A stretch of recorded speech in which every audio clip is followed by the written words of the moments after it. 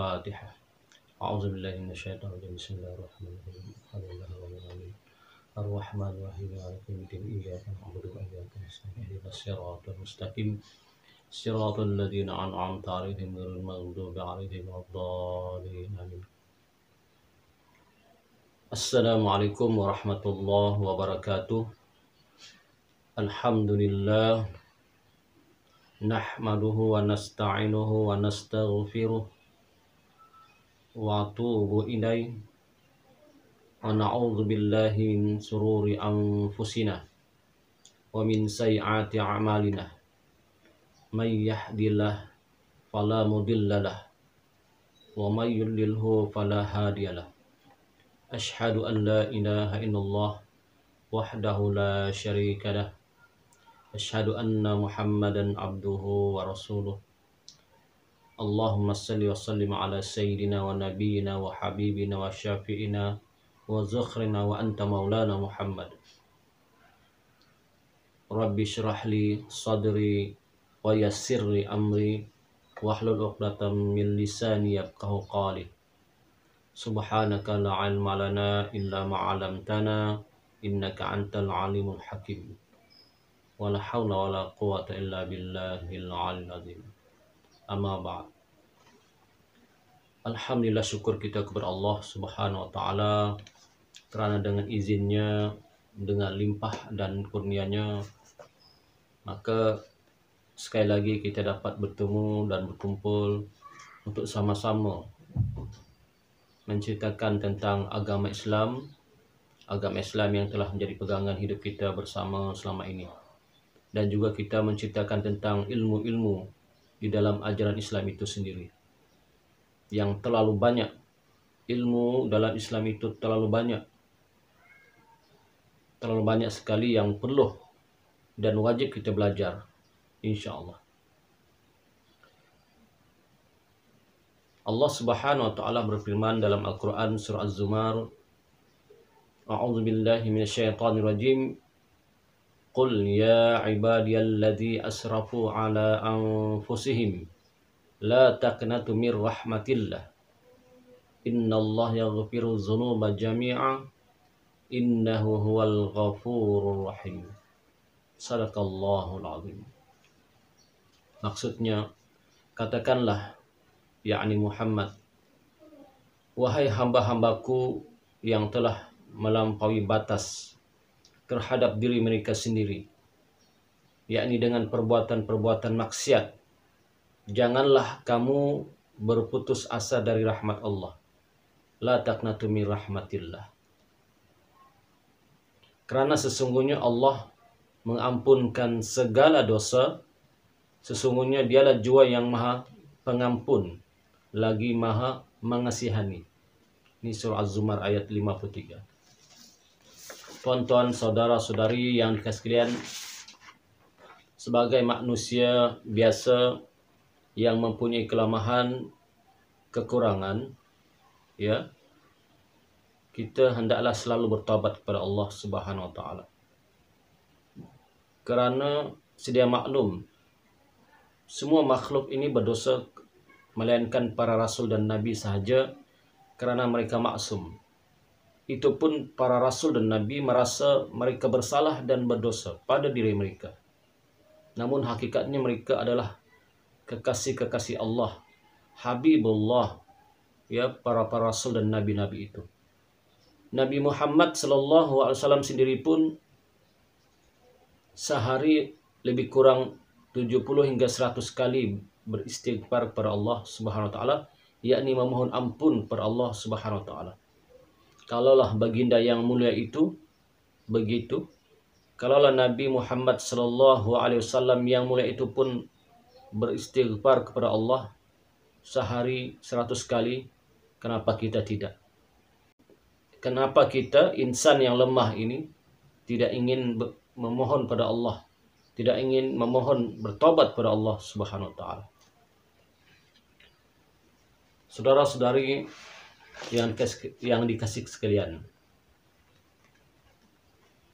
ketahuilah bahawa taubat itu hukumnya wajib bagi setiap individu muslim Karena dalilnya firman Allah Subhanahu wa taala dalam Quran. A'udzu billahi minasyaitonir rajim. Ya ayyuhalladzina amanu tubu ilallahi taubatan nasuha. Ya, maksudnya wahai orang-orang yang beriman, taubatlah kepada Allah dengan taubat nasuha. Jadi perintah taubat ini, tuan-tuan, saudara-saudari yang dikasih sekalian, adalah perintah daripada Allah Subhanahu wa taala. Allah memerintahkan kita bertaubat. Ya, seperti mana firman Allah yang saya baca tadi. Tubu ilallahi taubatan nasuha. Bertaubatlah kepada Allah seperti taubat nasuha. Karena tanpa taubat yang sebenar, seseorang itu pasti terhijab hatinya di dalam perjalanan kepada Allah Subhanahu wa taala. Karena disebabkan dosa-dosanya yang belum ditaubati, maka jika ia rasa dia tidak berdosa, jika orang itu rasa tidak bersalah, tidak berdosa, maka tertipulah orang itu. Karena ramai orang beranggap bahawa dikira dosa itu adalah dosa melakukan perbuatan-perbuatan dosa-dosa yang besar. Seperti apa? Seperti membunuh, berzina, mencuri, meminum arak, berjudi, dan lain-lain lagi yang besar-besar. Memang itu adalah dosa, itu adalah dosa-dosa besar. Tahukah tuan-tuan yang dikasih sekalian semuanya, bahawa ada lagi dosa-dosa yang sebenarnya kita tak sedar. Ini yang bahaya. Dosa yang tanpa sedar inilah yang perlu kita taubat setiap hari. Dosa yang kita lakukan yang tanpa kita sedari inilah yang wajib kita bertobat setiap hari. Ada lagi dosa-dosa lain yang tidak kelihatan, yang tanpa sedar. Di antaranya ialah seperti apa? Seperti dosa-dosa dalam hati kita. Dosa batin kita. Seperti dosa riak, dosa ujub, dosa sum'ah, dan lain-lain lagi. Dosa-dosa ini pun, dosa-dosa batin, dosa-dosa hati pun dikira dosa juga, tuan-tuan sekalian. Sebab itu, kita sebagai hamba Allah SWT yang Allah ciptakan di atas muka bumi ini, hendaklah sentiasa rasa berdosa. Hendaklah sentiasa rasa bersalah setiap hari. Sedangkan Nabi pun seperti mana yang kita sebut tadi, rasa bersalah hingga akan beristighfar 100 kali. Apakah lagi kita hamba Allah yang lemah ini? Setinggi mana pangkat kita? Sejauh mana kemahsyuran kita? Tapi akhirnya kita akan kembali kepada Allah Subhanahu wa taala. Kembali kepada Allah Subhanahu wa taala mestilah dengan jiwa yang bersih daripada dosa. Mestilah dengan diri yang bersih daripada kesalahan dan dosa. Sama ada dosa besar ataupun dosa kecil. Ataupun dosa-dosa yang tidak disedari, yang tidak kelihatan. Karena Allah Subhanahu wa taala berfirman lagi dalam Al-Qur'an surah An-Nisa ayat 17. A'udzubillahi minasyaitonir rajim.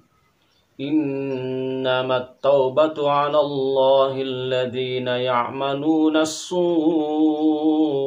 bijahalah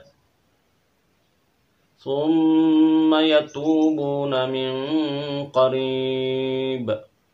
فَأُولَٰئِكَ يَتُوبُ اللَّهُ عَلَيْهِمْ وَكَانَ اللَّهُ عَلِيمًا حَكِيمًا.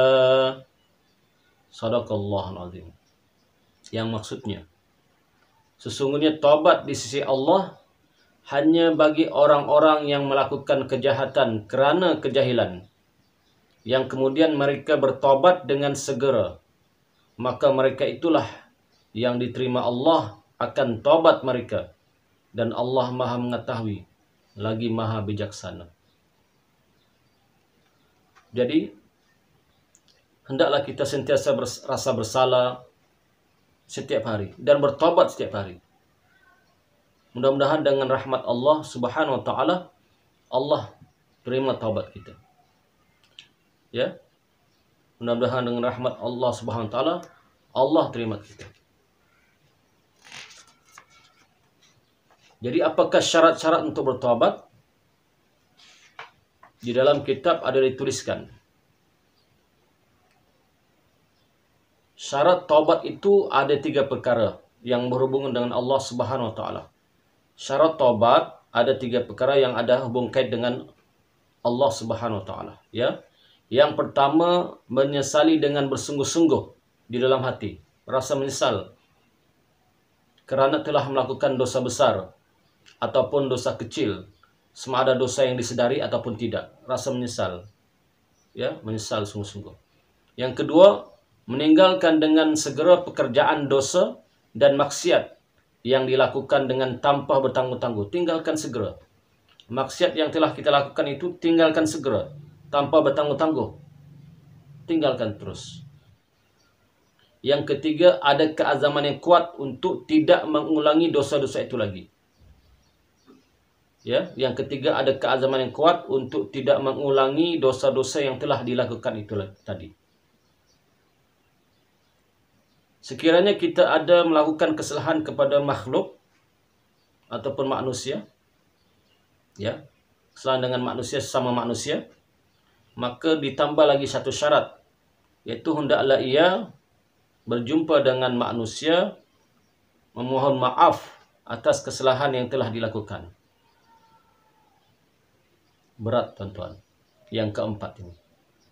Andai kata seseorang itu pernah melakukan satu dosa dengan seorang gadis, maka hendaklah dia memohon kepada kedua orang tua gadis itu memohon maaf. Andai kata kalau ia datang jumpa dengan kedua orang tua gadis itu, boleh berlaku satu perkara yang menimbulkan fitnah yang lebih dahsyat, maka kata Imam Al-Ghazali dalam kitab, dan juga begitu juga kata Syekh Abdul Samad Al-Palimbani dalam kitab Hidayatus Salikin, maka bertobatlah sungguh-sungguh kepada Allah Subhanahu wa taala. Moga-moga dosa itu Allah Subhanahu wa taala akan ampunkan. Dan juga moga-moga orang itu akan maafkan kita di akhirat kelak. Andai kata dia tidak maafkan kita, maka menanggunglah kita dosanya selama-lamanya. Sebab itu, perkara yang kita boleh jumpa orang memohon maaf kerana mengambil haknya umpamanya, hendaklah kita berjumpa dengan orang itu untuk memohon ampun dan maaf. Moga-moga perbuatan kita itu dihalalkan. Umpama kita terambil duit orang, ya, tanpa dia sedari, kira kita mencuri lah, maka hendaklah kita berjumpa dengan orang itu memohon maaf atas perbuatan kita. Moga-moga dia halalkan. Ini yang keempat adalah berat sesama manusia, tuan-tuan. Contoh dulu kita pernah membuat sesuatu yang tidak baik kepada anak gadis orang. Kalau ibu dan ayahnya dapat maafkan kita, alhamdulillah, syukur kepada Allah. Tetapi kalau tidak dapat maafkan, maka hendaklah kita bertobat sungguh-sungguh kepada Allah SWT. Moga-moga Allah ampunkan dosa kita, dan moga-moga orang itu akan maafkan kita besok di akhirat kelak. Ada satu cerita yang juga diceritakan dalam hadis Sahih Muslim, menceritakan tentang seorang laki-laki yang telah membunuh 99 orang. Laki-laki ini telah membunuh 99 nyawa orang, ya. Dia telah bunuh orang sebanyak 99. Maka akhirnya ada timbul penyesalan di hatinya untuk bertaubat kepada Allah Subhanahu wa taala. Ada timbul kesedaran di hatinya untuk pergi berjumpa dengan seorang yang paling alim ataupun orang yang paling pandai di zamannya itu untuk bertobat kepada Allah SWT. Maka dalam perjalanannya itu terjumpalah dia dengan seorang pendeta. Maka dia pun bertanya kepada pendeta, "Wahai pendeta, saya telah membunuh 99 orang. Adakah masih peluang untukku bertobat kepada Allah SWT?" Maka kata pendeta itu, "Tidak. Tidak ada peluang lagi bagimu untuk bertobat kepada Allah SWT kerana kau telah banyak membunuh orang." Akhirnya pendeta itu pun dibunuh oleh laki-laki itu. Maka genaplah 99 campur 1, 100 orang. maka genaplah 100 orang yang dibunuh oleh laki-laki itu.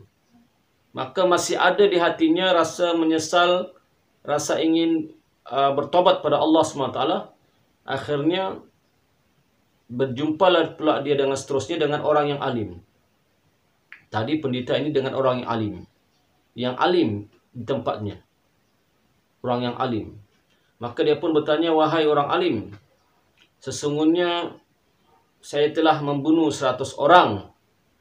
Dan saya ingin bertobat pada Allah Subhanahu Wa Taala atas kesalahan saya. Masih adakah lagi peluang untuk saya bertobat? Kata orang alim itu, apakah ada halangan untuk engkau bertobat? Kata orang alim itu, apakah ada halangan untuk engkau bertobat? Tentulah tidak. Walaupun dosa engkau sebesar langit dan bumi, kalau engkau betul-betul bertobat pada Allah Subhanahu Wa Taala, niscaya Allah Subhanahu Wa Taala akan ampunkan. Maka kata orang alim itu, pergilah engkau ke satu tempat. Di sana ramai orang-orang saleh, orang-orang baik-baik. Dan belajar engkau di sana, moga-moga engkau dan taubat engkau diterima oleh Allah Subhanahu Wa Taala. Dan janganlah engkau berpaling ke tempatmu, kerana tempatmu itu ramai atau banyak orang yang jahat-jahat. Maka laki-laki yang telah membunuh 100 orang ini pun pergilah ke satu tempat yang ditunjuk oleh orang alim itu, banyak orang-orang baik-baik. Maka dalam perjalanannya untuk pergi ke sana dengan izin Allah, dengan takdir Allah, maka Allah cabut nyawanya. Matilah dia, si pemuda ini. Maka bila pemuda ini mati, datanglah malaikat rahmat untuk mengambilnya. Tetapi pada masa sama datang pula malaikat azab. Akhirnya malaikat rahmat dan malaikat azab ini berselisih paham tentang siapakah yang patut mengambil roh pemuda ini. Kerana kata malaikat rahmat, sesungguhnya laki-laki ini ingin bertobat. Ada kesadaran untuk bertobat. Tapi kata malaikat azab, sesungguhnya laki-laki ini tidak ada satu pun amalan kebaikan yang dilakukannya. Tidak ada satu pun lagi amalan kebaikan yang telah dilakukannya. Maka dengan takdir Allah, Allah datangkan seorang lagi malaikat yang menyerupai manusia, menjadi hakim di antara dua malaikat ini, yaitu malaikat azab dan malaikat rahmat. Kata malaikat yang menyerupai manusia ini mengatakan, wahai malaikat rahmat dan malaikat azab, ukurlah jarak yang mana lebih dekat. Adakah dekat dengan orang-orang yang baik itu, ataupun dia mati dekat dengan tempat asal yang banyak kejahatan. Maka bila diukur, akhirnya panjang sedikit ia daripada, lebih sedikit ia daripada tempatnya yang banyak keburukan dan kejahatan itu. Akhirnya dengan rahmat Allah, dengan kasih sayang Allah Subhanahu Wa Taala, maka laki-laki ini Allah ampunkan dosanya. Subhanallah. Nampak tuan-tuan? Sebesar manapun dosa yang kita sebesar manapun dosa yang telah kita lakukan, sesungguhnya Allah itu Maha Pengasih dan Maha Penyayang. La taqnatu min rahmatillah. Jangan kamu berputus asa dari rahmat Allah. Jangan kita, bukan saja siapa-siapa, kita termasuk saya, jangan berputus asa dari rahmat Allah. Inna Allah yaghfiru dzunubah jami'ah. Innahu huwal ghafur rahim, kata Allah.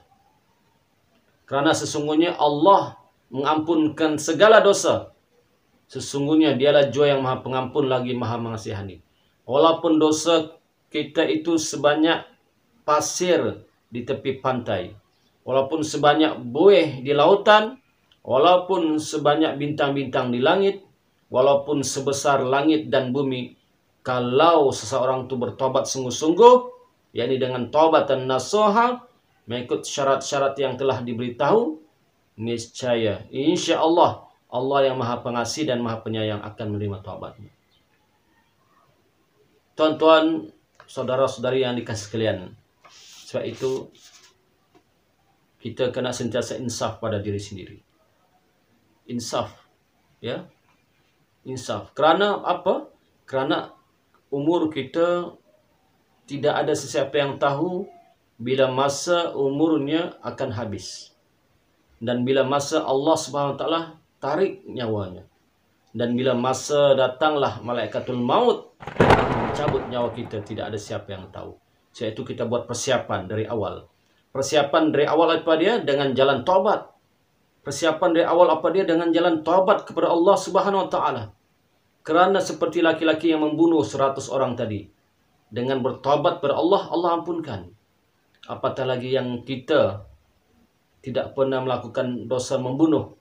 InsyaAllah Allah yang Maha Pengasih dan Penyayang akan terima taubat kita. Dengan syarat, hendaklah kita akidah yang benar. Akidah yang benar, iaitu akidah Ahlus Sunnah wal Jamaah yang benar. Tidak syirikkan Allah. Tidak mensyirikkan Allah. Kemudian kita bertaubat sebelum mati. Mudah-mudahan kita selamat.